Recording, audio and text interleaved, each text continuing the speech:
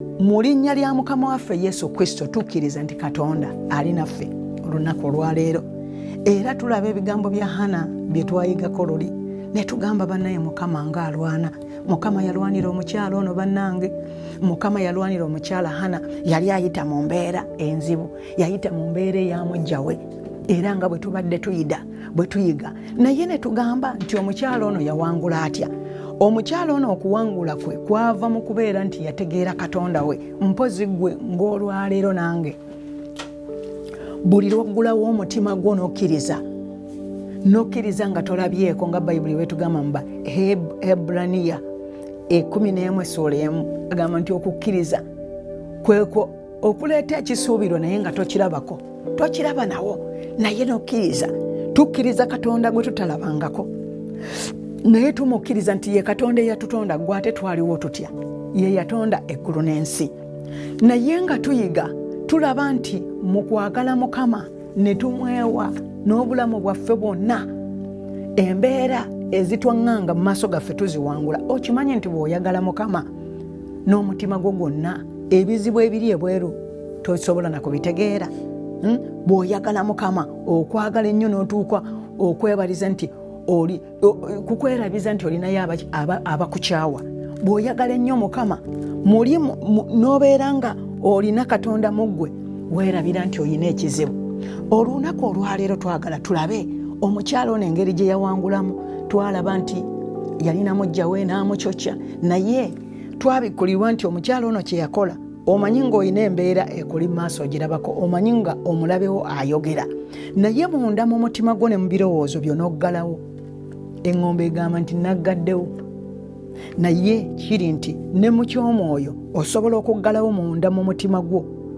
Omuntu n'obeera nga oli naye mu nju ayogera, ayinza okuba ayomba. Mu abafumbo mubimanyi, obeera n'omukyala oluusi n'ovaayo kati no bino biseera bya COVID ozze tewaliiwo kyakulya, abaana baleekaana bakaaba enjala. Omukyala ayinza okutandika awo olutalo n'ayomba ate nno nga kyayombera era emmere teriiwo.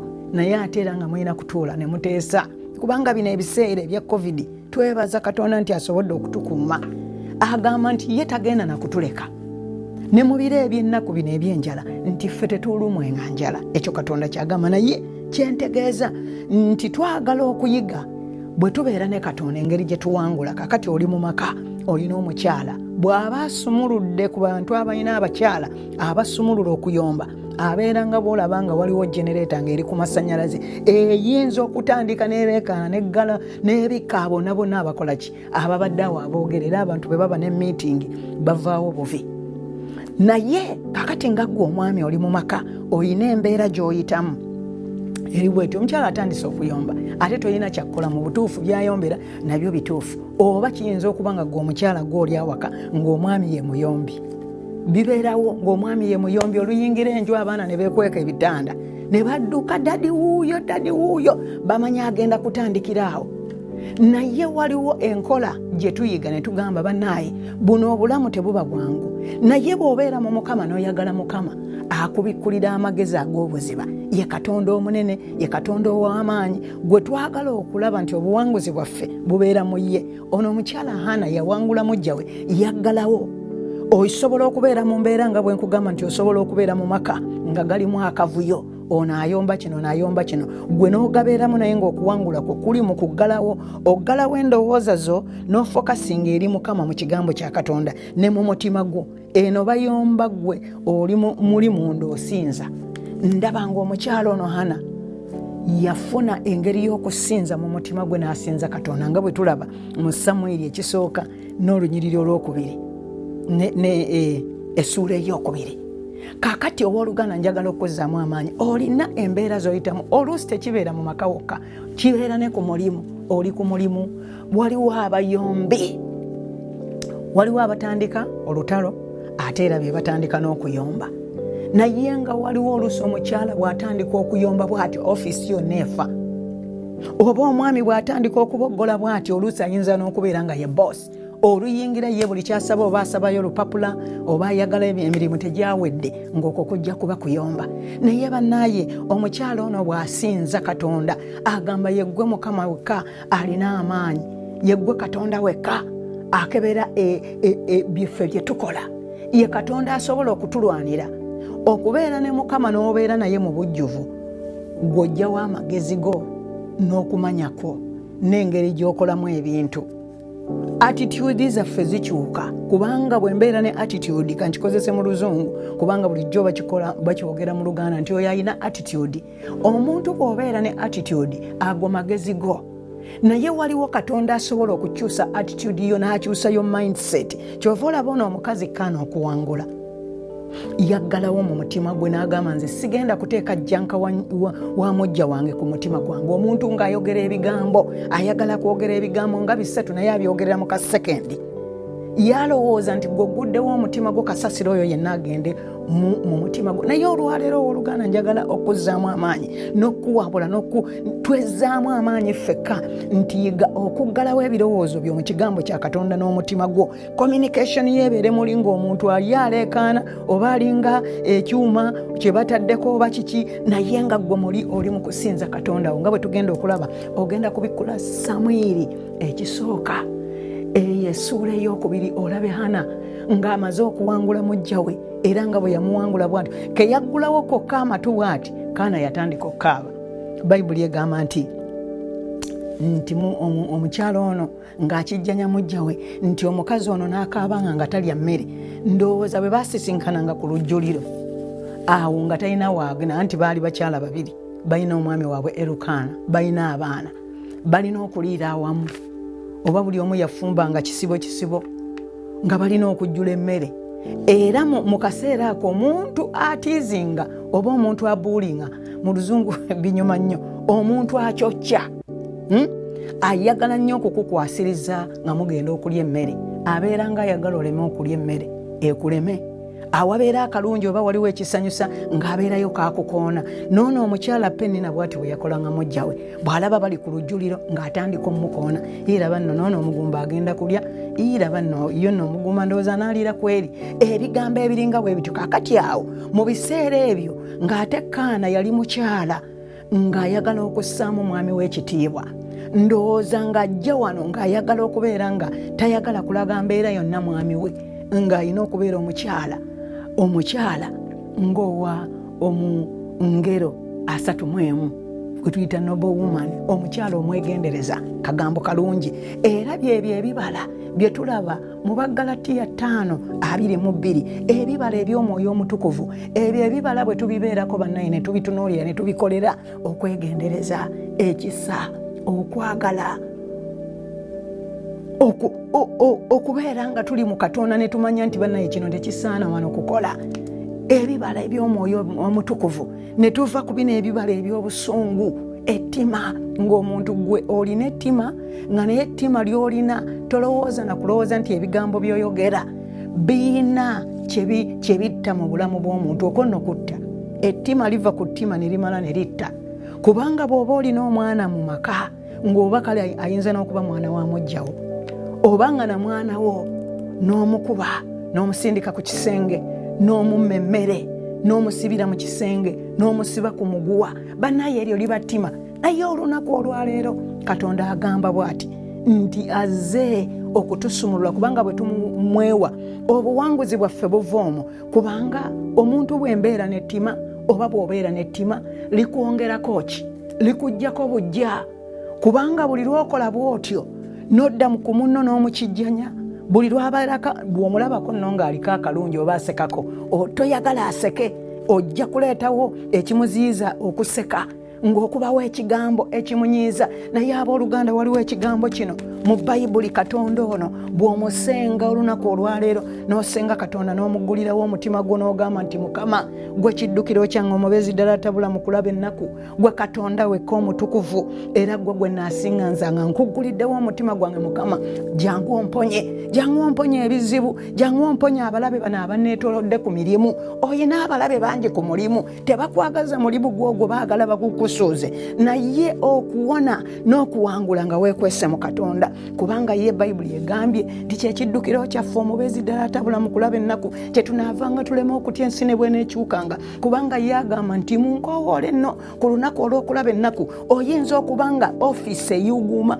basalako abantu naye nga ogamba nti Mukama muggwe kyekiddukiro kyange ng'ate tojja buzza eri Mukama kubanga oyagala kyamagero naye ojja eri Mukama n'omugamba Mukama nkwagala kati okuva olwaleero nkuwa obulamu bwange bwe ndaba ono omukyala ye kalakita eyo gy'atuwa omukyala ono yali yayagala Mukama nze yandaba nga yayagala Katonda n'amusinza ne mwami we kubanga yamanya nti bwe njagala Mukama yagenda okunkumira omwami ono era kaana kye yakola kubanga omwami yamubuuza nti naye okaabiranga ki okabiranga kinze sisinga baana 10 kaana teyamudda namu kubanga munda ye ng'agamba no wandibadde osinga naye nina Katonda ate balo ate yakumpa era oyo gwe ngenda okukkiriza ampe omwana ate naawe osigalewo ate ne mujja wange ajja kusiba ebibi agende omukyalo ono yalina okukkiriza owooluganda njagala okutegeeza nti waliwo bapennina bangi eyo abakutawaanya oguze ettaka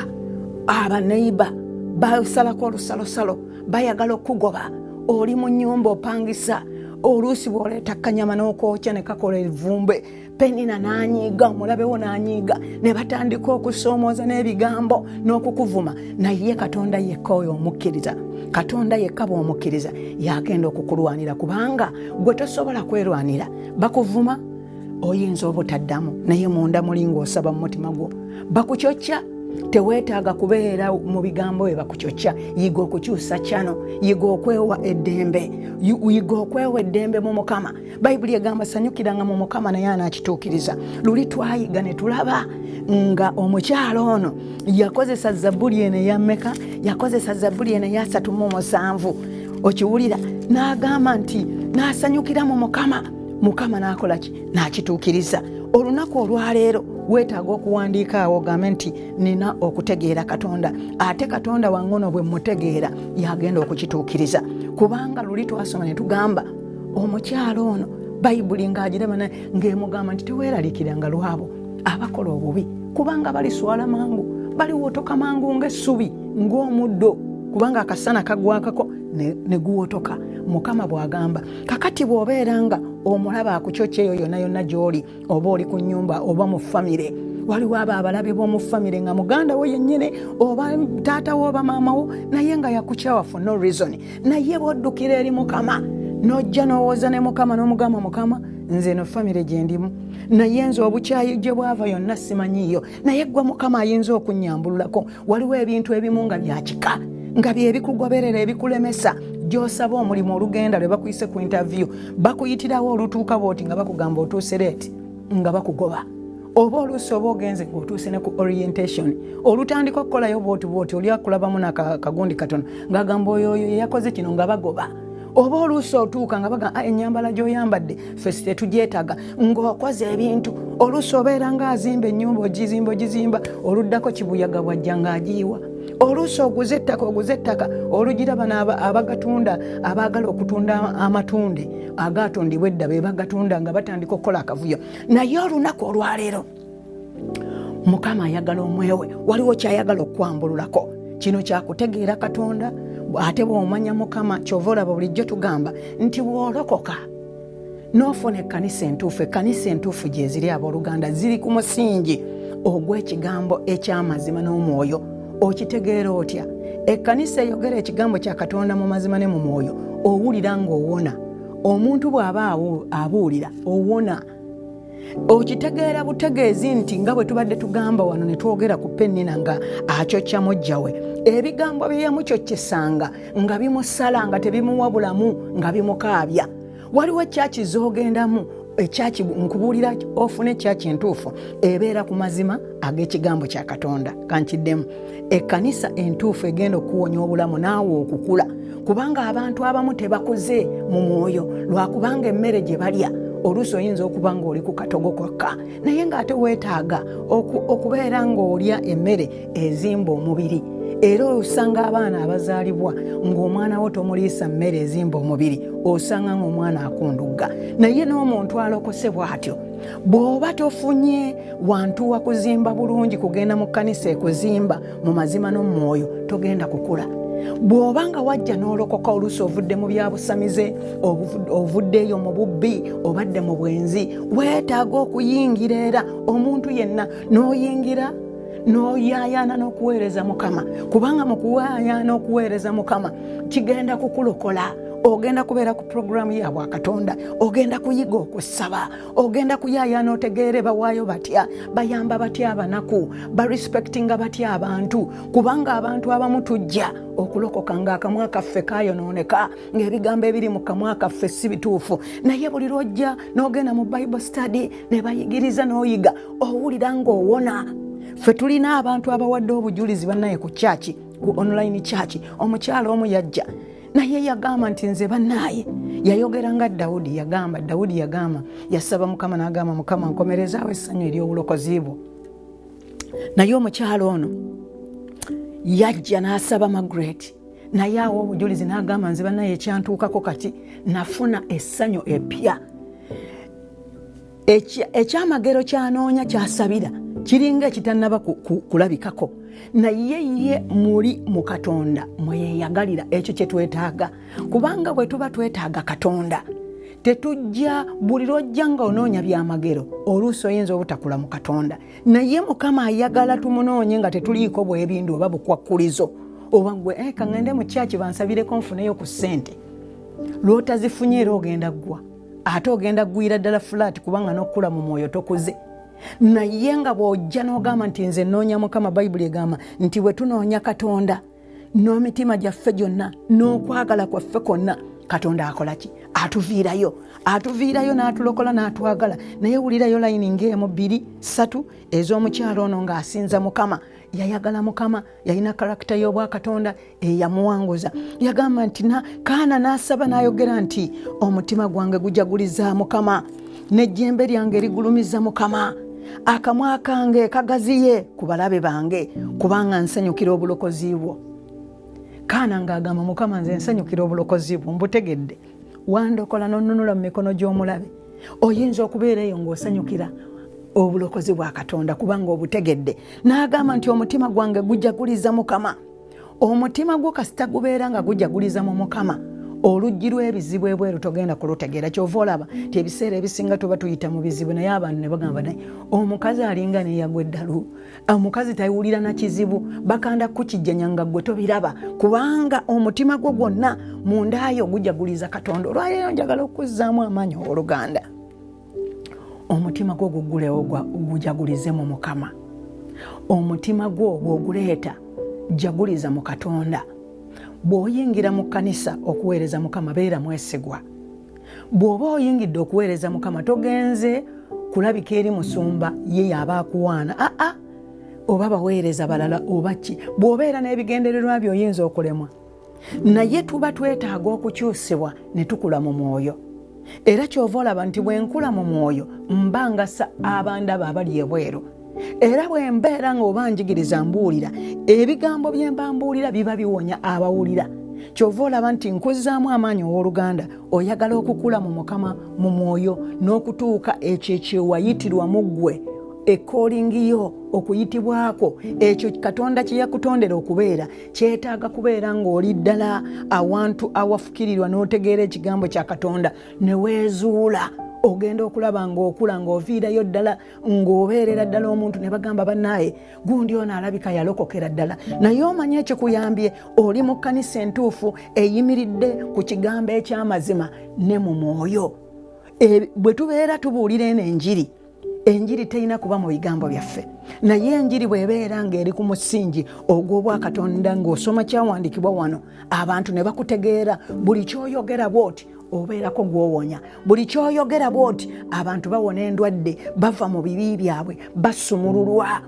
omuntu abeera mu bigambo buli ssaawa, omuntu abeera mu lugambo ayagala kuwulirayo olugambo nakukuleetera kigambo nakuleetera birumya mu linnya lya Yesu, oyo tumusabira. Sabira akamwa ke Mukama ateekeko ekigambo ekiramu. Tusaba obulamu mu linnya lya Yesu. Nkusabira gwali awo bw'obadde weebuuza n'ogamba bannaye nze njiga ntya Bayibuli, gwe wennyini arise up, yimuka osome Bayibuli, osome ebigambo bya Katonda ate obitambulireko, kubanga ekigambo kya Katonda gemaanyi. Ekigambo kya Katonda wano Kaana kye yakkiriza n'agamba nti tewali mutukuvu nga Mukama, kubanga tewali mulala wabula gwe. Mukama yekka ye mutukuvu. Bw'ogenda mu kkanisa gwe genda kunoonya Katonda, genda kunoonya Katonda, togenda kunoonya bibyo. Bw'onootandikira mu kunoonya obugagga biyinza okukulema, naye bw'onoonya Katonda ye mugagga.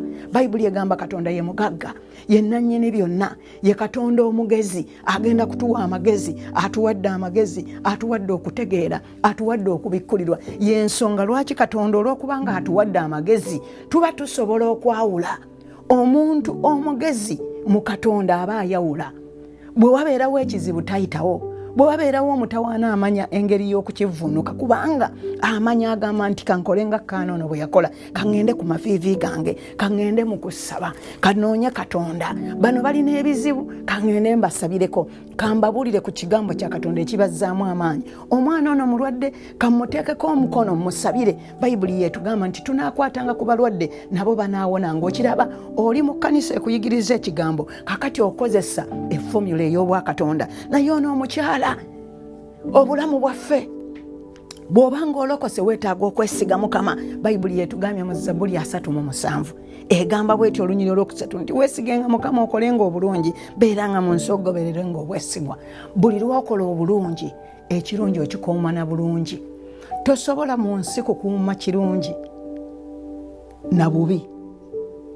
Bw'oba ofunye obulokozi twetaaga kubukuuma na bulungi, twetaaga kubukuuma na bulungi.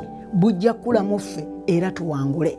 Omuntu okuva lwe walokoka n'ojja ng'oyagala ng'oyaayaanira Katonda, okulamu ggwe.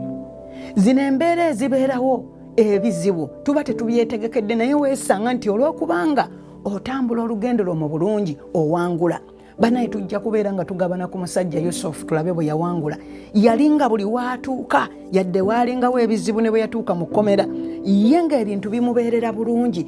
Buli we yatuukanga ng'alabikako Katonda, nga buli omu amwesiga, nga buli omu ayagala okumulekera ebintu, nga bamwesiga balaba tewaliiwo mutawaana. Naye ate Bayibuli eyogera mu Lubereberye 3:7 egamba nti okuzaalibwa kwa Yusufu bwe yaweza emyaka 17 agamba nti n'abeera nga balunda ekisibo ne baganda be.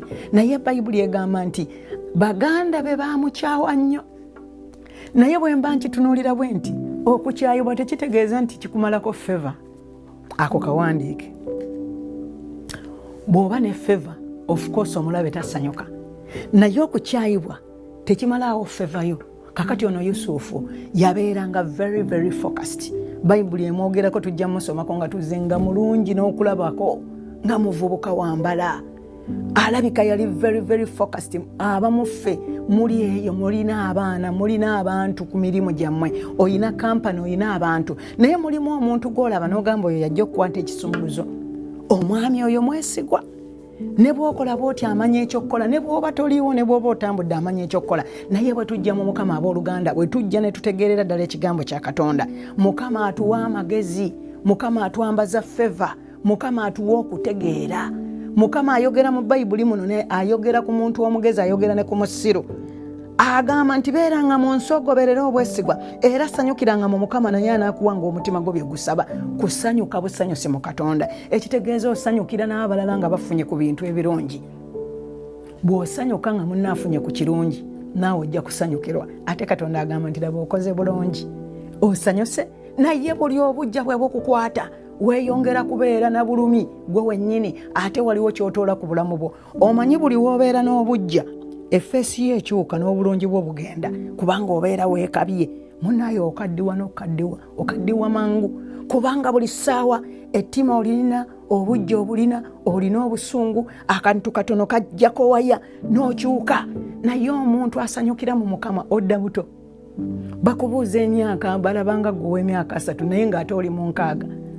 okwo kwe kusanyukira mu Mukama. Ekigambo kya Katonda kino kizze kuleeta bulamu abooluganda, kizze gy'oli kuleeta bulamu, kizze kukusumulula. Tetugenda kweralikira lwa COVID, naye katutunuulire Katonda.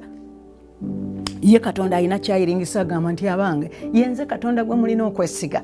Mpozi mubadde mugenzi wala nnyo nga muli mu magezi gammwe, naye mukomeewo. It is just kujja buzzi ne tukola ekyobwa Katonda, ne tubikola nga bw'abyagala. Okubikola tunaabikola tutya? Nga tuli mu kigambo kya Katonda. Agambye mu Zabbuli 3:27 nti ovenga mu bubi okolenga obulungi, obeerengawo emirembe n'emirembe. Kasita ova mu bubi n'otandika okukola obulungi, munnaye obeerawo owangaala.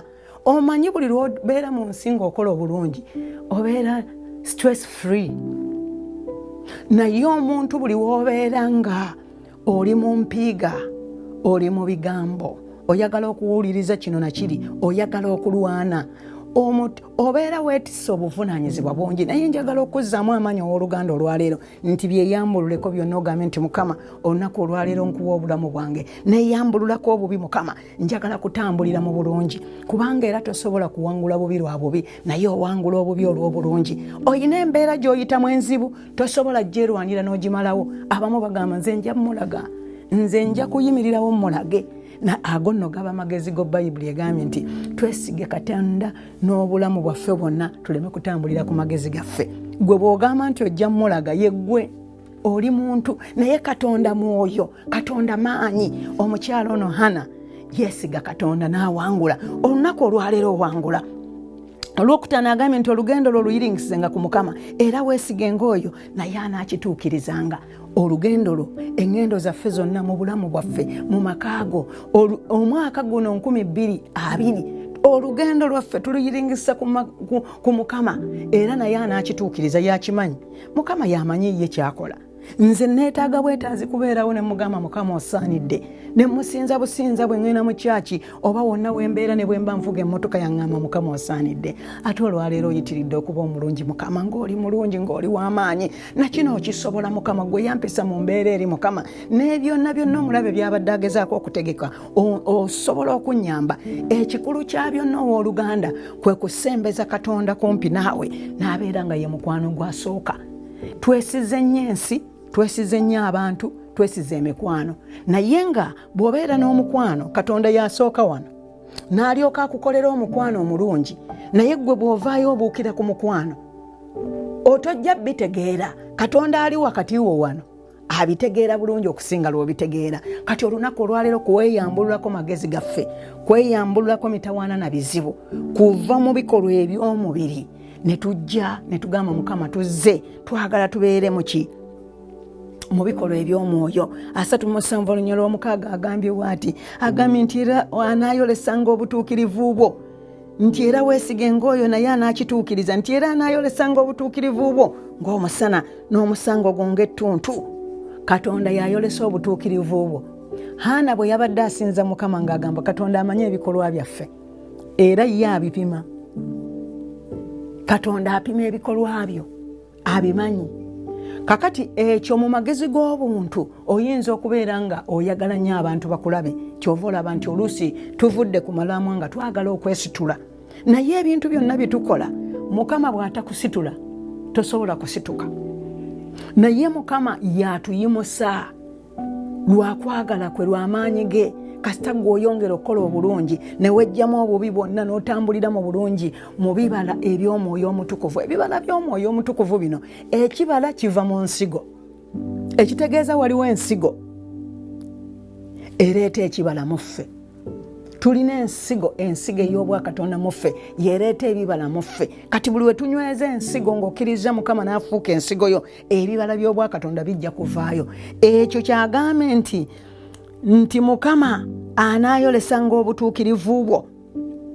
Mu Zabbuli 3:7 nti era anaayolesanga obutuukirivu bwo ng'omusana. Obutuukirivu nkugambye Yusufu wonna we yalinga, buli waatuuka ne bwe yalinga mu kkomera ng'alabikako, yadde oyinza okubeera nga oyita mu mbeera. Tekitegeeza nti bwe tubeera mu Mukama ebizibu tebijja, bijja, naye enjawulo ye Katonda, y'engeri gye tubihandolingamu. Ekizibu n'omutawaana n'abalabe bajja kujja baagala okusoomooza, baagala okutega, naye engeri gy'ohandolingamu situation mu mwoyo omutukuvu nga Mukama ye mubeeziwo yeematalinga. Katonda agambye nti ajja kwolesa obutuukirivu bwo ng'omusana, kubanga leka nkubulire, teriyo muntu akutegeera ate tewaliwo ayagala kutegeera. Ensi teyagala kutumanya era teyagala kutegeera, naye Mukama yekka yennannyini eggulu n'ensi yajja okujjayo bw'ati. Baganda ba Yusufu tebaayagala kumanya. Buli we yababuulira ebirooto nti bannaye nalabye bwe nti, nendaba ekinywa kyange nga kiyimiridde, nendaba ebinywa byammwe nga binneetoolodde. Ne bagamba nti olaba ne muzadde we yennyini yamugamba nti tuli kufukaamirira ggwe, ensi tesobola kutegeera, naye Katonda yennyini amanyi omutima gwo. Kati bw'omwewa n'omwesiga, gwe tovaayo kwesitula, gwe weewe Katonda, kola obulungi, beera mwesigwa, sanyukiranga mu Mukama naye akituukirize. Towalananga bubi lwa bubi, naye wangulanga obubi olw'obulungi. Ate tokwatirwanga bujjeera abantu ababi, bakumalira biseera bwabeerere. Bw'ogenda mu ngero agamba nti tokwatirwanga bujjeeri abantu ababi, ate teweegombanga okubeera wamu nabo, kubanga emitima gyabwe giteesa okujooga n'emimwa gyabwe gyogera ku ttima. Vaayo odde eri Mukama. Bw'akugamba vaayo odde eri Mukama, eyongera 24. Ebigambo bya Mukama binyuma, biruŋŋamya, biwa amagezi, bigamba nti omugezi bw'alaba awali akabi tayitawo, naye omusirusiru y'ayitawo, kubanga gw'olowooza olina amaanyi agasobola okuwangula omukyala oyo. Omukyala tomusobola, ajja kuvumaavuma. Omwami tomusobola, avuma n'okulwana n'alwana, naye Katonda alina amaanyi, agenda kuwa amaanyi. Osirikire mu Mukama, owulire ng'ekitiibwa kya Katonda kikuliko, olaba bw'oteeweebudde, olaba bw'osigadde ng'olina eddembe.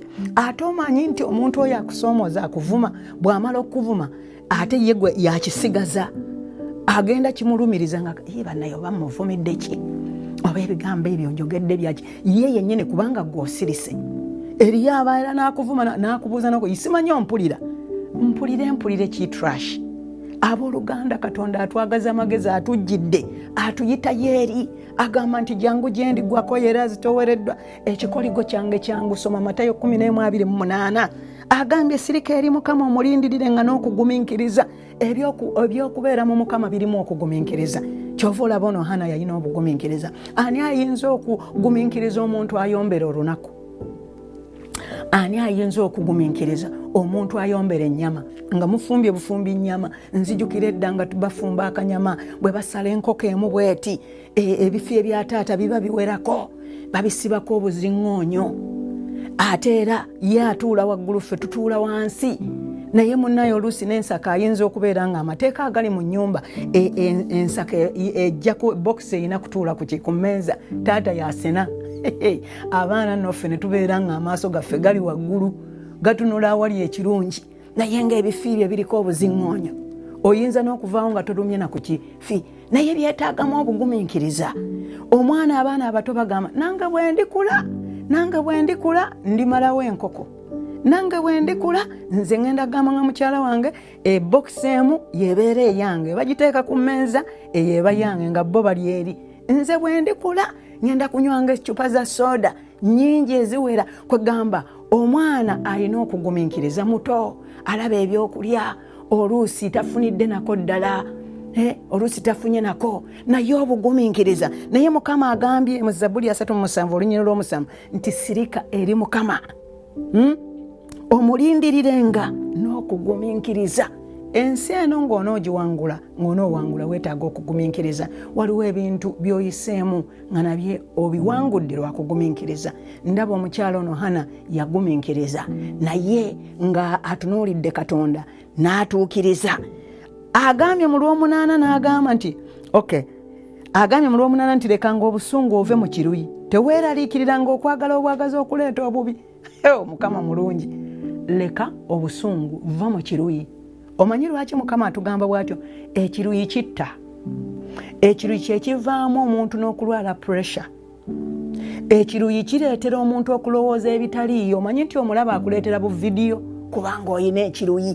Oyinza okuba oli mu kadirisa ng'oli ku muzigo, bw'olengera munno akutta obuveera, eno mulimu akanyama, eno mulimu tomatoes, biki, obeera mu kadirisa n'ojjula ekiruyi n'ojjula obusungu ebirowoozo ne bikujjira ekiruyi kisobola okutta muganda wange n'ofuluma omuntu n'omuyitako toyagala kumubuuza ebyo byonna bye bikolwa eby'omubiri naye kye tuyiga ne characters zino ze tulaba mu Bayibuli tulaba ebikolwa by'omwoyo ebikolwa by'omwoyo y'ensonga lwaki tujja eri Mukama n'atuwonya n'akuwonya ekiruyi n'obeera omuntu w'eddembe era abantu abasinga kye bava bakwagala bagamba naye omukyalo oyo wa ddembe ng'abantu baagala okubeera wooli baagala okulinaana naye omwami oyo bannaye wa ddembe nze njagala nnyo bwajja njagala nnyo okubeera waali kubanga n'empewo ezikwetoolodde za mirembe omuntu ayina ekiruyi ayina ettima ayina obusungu buli waabeera empewo bwe zifuumuuka ziti ne bw'aba ayingidde munnaye mu kifo empewo ziyiika ne zikavalinga ekifo wali okiteeberezaako buli waabeera wakyankalana kubanga ye ayina ekiruyi ayina obusungu ayina ettima naye Bayibuli egamba lekanga obusungu ove mu kiruyi teweeraliikiriranga okwagala obwagazi okuleeta obubi omuntu w'ekiruyi buli ssaawa aba afumba ayagala kuleeta bubi bw'atuuka mu kifo yatandikiriza olutalo naye Mukama agamba nti tuve mu busungu tuve mu kiruyi Katonda alyoke atukolemu omulimu nti toyagalanga bwagazi okuleeta obubi okimanyi mu ngero lwe twasomako emabegako Bayibuli egamba nti omubi tawummula okuggyako ng'amaze okukola obuzibu nti basula eyo nga bakulungutana bulangiti zibasiiwa okuggyako nga bamaze okukola obubi Bayibuli yekyogera genda osome mu ngero naye akugamba wali alabula n'agamba nti naye mwana wange omubi bwajjanga gy'oli n'akugambanga nti jangu tugende tubamize omusu jangu tugende tunaafuna ssente tunaagabana kyenkanyi olaba omuntu akusigula okugenda okukola obubi oyo yali amusigula kugenda kutta nga naye amugamba nti bwe tunaaba tufunye tujja kuba n'ensawo emu soma ngero naye ate olaba waliwo ekyogera ku bulungi naye wano agamba nti tujja kugabana omubi akusuubiza naye tatuukiriza omubi abeera mubi era omuntu omubi talinaanika kyova olaba nti omukyalo ono Hana yawona mujja we kubanga mujja we teyali mutuufu yamwagalanga kutta mutima gwe kutta ssanyu lye kutta birowoozo bye omubi ayagala okutta ebirowoozo byo toggulawo omutima gwe eri mubi Katonda ayagala atuwa amagezi bannaye abooluganda omubi tomuggulirawo visionizi zo yiga okukoma ku kamwako kubanga buli wooyogera n'ojjayo n'ebyama byo omubi akutega Bayibuli eyogera mu ngero 6:2 agamba nti ebigambo by'akamwako bikuteze ebigambo by'akamwako bikukwasizza gwe byogedde gwe weeyogedde gwe weeroopye kakati omubi omuwulidde vision yo omanyi kyagenda okukola agenda kuyita emabega agibbe alyoka agibazeemu agikole ate bw'amala akomawo n'ayagala kuba obuswanyu gwakugjewo kubanga akimanyi bulungi nti akunyaze naye kwegamba Katonda atuwa amagezi agambye nti kubanga abakola obubi balizikirizibwa naye abalindirira Mukama abo be balisikira ensi kubanga wali bakaseera katono abawombeefu balisikira era balisanyukira emirembe gyonna omubi yeekoba ku mutuukirivu era aluma obujigi ng'amusunguwalidde Bayibuli bwegambye wano mu 12 naye 13 agambye nti Mukama ali musekerera kubanga alaba ng'olunaku lwe lujja okiraba bwe tubeera mu Mukama Katonda akimanyi n'okukimanya nti gwe ng'omutukuvu waliwo omubi ategeka ayagala okukola obubi naye Bayibuli egambye olw'okuba Katonda akulwanira nti Katonda ali musekerera okimanyi nti Katonda okusekerera omulaba ateekako buteesi ka simayiro ng'omulaba yagudde eddeeri okukwe kulwana kwa Katonda bw'atyo bw'alwana Mukama yalwanira omukyalo ono olw'okukkiriza Katonda yalwanira Dawudi era Dawudi bino ebigambo ebiva mu Zabbuli mulimu n'abasajja abalala abayogera ku Zabbuli zino naye ebigambo bya Dawudi n'okusaba kwe bannaye kw'amaanyi tumaliriza wano naye tulabanga okusaba kwa Dawudi nga kw'amaanyi nga buli ssaawa agamba Mukama onjigirize ekkubo lyo Mukama onjigirize okutambulira mu kigambo kyo Mukama onjigirize okutambula mu mpende entuufu wano olaba nti yalina okusaba wano mu Zabbuli 10:19 olunyiri lwa 3:3 n'agamba onjigirize ayi Mukama ekkubo ery'amateeka go nange naalyekumanga okutuusa enkomerero ompe amagezi nange neekumanga amateeka go olaba bwasaba amagezi weewaawo n'agakwatanga n'omutima gwange gwonna.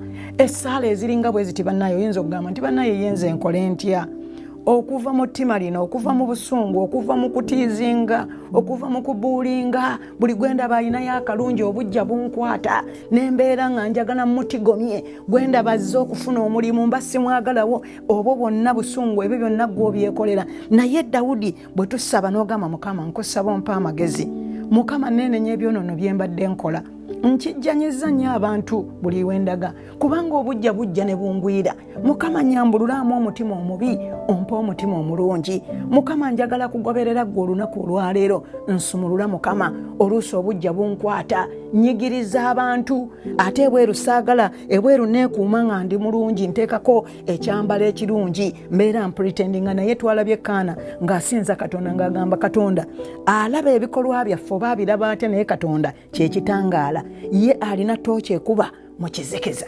Kale n'olwekyo Katonda tolina kyogenda kumukweka, Katonda akulaba. Ne bw'oba oli mu kizikiza akulaba, kyava atuluŋŋamya. Kati olwaleero Mukama azze okuluŋŋamya. Saba nga Dawudi n'agamba nti ompise mu kkubo ly'ebyo bye walagira, mpisa mu kkubo ly'ebyo byokka Mukama bye walagira, bye njagala okukwata Mukama. Okyusa omutima gwange eri ebyo bye wategeeza, kyekigambo kya Katonda, so si eri okwegomba. Mukama omutima gwange n'amaaso gange gajje mu byokwegomba by'ensi eno. Owunjula amaaso gange galemenga okulaba ebitaliimu. Olaba ebigambo eby'amaanyi bwe biti, Mukama wunjula amaaso gange galeme okulaba ebitaliimu Mukama. Era onzuukize mu makubo go, onzuukize nga mu makubo go. Osaba omwoyo, seera ebisinga ng'ama mwoyo wa Mukama. Bwe mba nkwata ekkubo ekyamu Mukama, liŋŋaano ddikwatamu era nkiwulire nga ntegeeza eddoboozi lyo n'osaba Mukama mpa amagezi. Omusajja yasaba ebigambo wano kyekyokutyanga ggwe ompunjulire ng'ekivume kyentya. Olaba Dawudi n'agamba Mukama ompunjulire ekivume ekyentya, wunjula ekivume ekinanswaza kiddire eri. Wunjula Mukama mpunjulire ekivume ekinswazaswaza mu bantu, Mukama kiddire eri, nyambaza ekisa n'ekitiibwa kyo. Laba neegombanga ebiragiro byo, onzuukirize mu butuukirivu bwo era okusaasira kutuuke gye ndi, ayi Mukama. Bwe bulokozi bwo ng'ekigambo kyo bwe kiri, bwe ntyo bwe ndiba n'ekyo eky'okuddamu eriyo yanvuma, kubanga neesiga ekigambo kyo. Haleluya. Bannaaye, ebigambo bitunyumidde bino, era Mukama ayogedde naffe. Mukama ayogedde nange nnyo, Mukama ayogedde naawe. Owulidde essaala eno eya Dawudi, tuwulidde ku muzaana wa Mukama Hana bwe yawangula, tuwulidde bwe yasinza Katonda, tuwulidde Yusufu bwe yalingako Mukama. Owulira ebigambo, gwe saba ekigambo Katonda kyakuwadde, gamba Mukama nze nkyawa bino ebigambo byonna, guno omwoyo ogunteeka mu stress Mukama, ne mmala okuvuma ate ne nzijula obusungu, ate neneekweka wiiki, ate nenvaayo nga nzenna nkozze, nenvaayo nzenna nga sikyategeera, nenviiri saagala zikolako, siyagala kuyamba. Ogyo emyoyo emibi egya sitaani gye tugoba kaakati. Wanika emikono gy'ogambe nti ayi Mukama Katonda wange, mpulidde ebigambo bino era nkusaba olw'ekisa kyo Mukama onkyalire. Mukama Katonda wange, kyalira omuzaana oyo, kyalira omwana oyo, kyalira omulenzi ono omuto, kyalira abasumba, tukyalire Mukama, nkyalira Mukama olunaku olwaleero. Nange ndokoka buto buli lunaku ne ŋŋamba Mukama nsaasira bino bye mbadde ntambuliramu si bye njagala. Obujja, obusungu, obutayagaliza, okuvuma, okucocca, okutanula entalo mu linnya la Yesu bikuveemu. Obukodo, omululu, obubbi, obwenzi, ebyo byonna ebikolwa by'omubiri Mukama tubyeyambulula olunaku lwaleero, kubanga bwe bigenda tubigobera ddala okuva mu maka gaffe, okuva ku baana baffe Mukama, okuva ku famirizi zaffe. Osobole Mukama okutwambaza ekyambalo ekyobutukuvu, kubanga ogambye nti onookiraganga ng'omusana. Mukama buli we tuyita ekyambalo kyo kibeere ng'omusana. Mukama ensi etwanguyire, emirembe gyanguye ebintu, otuganye okweraliikirira Mukama. Tuwangula abalabe baffe Mukama, bajjira mu kkubo limu basaasana mu makubo 7, bateesa Mukama okujjira mu kkubo limu ne bonna ne basaasana, babuze zi communication Katonda wange, kubanga tugenda kufuna emirembe tusobole okwogera ku kigambo kyo Mukama. Manyi waliwo alokoka olwaleero, gamba nti ayi Mukama weebala okundokola, weebala okunkyalira, nkukkiriza mu mutima gwange Yesu yingira mu mutima gwange era nkwatula n'akamwa kange nti Yesu Kristo wafa ku musaalaba n'ozuukira olw'ebibi byange nze ndokoke era olunaku olwaleero Mukama ndokose. N'olwekyo nkusaba Mukama ompe ekkanisa ebuulira ekigambo ekiri ku mazima Mukama n'omwoyo nsobole okuyiga n'okukula n'okukyusibwa. Nsabira gwe omuntu ali mu kkanisa nga tokyusibwangako nga banno bayisa kagiri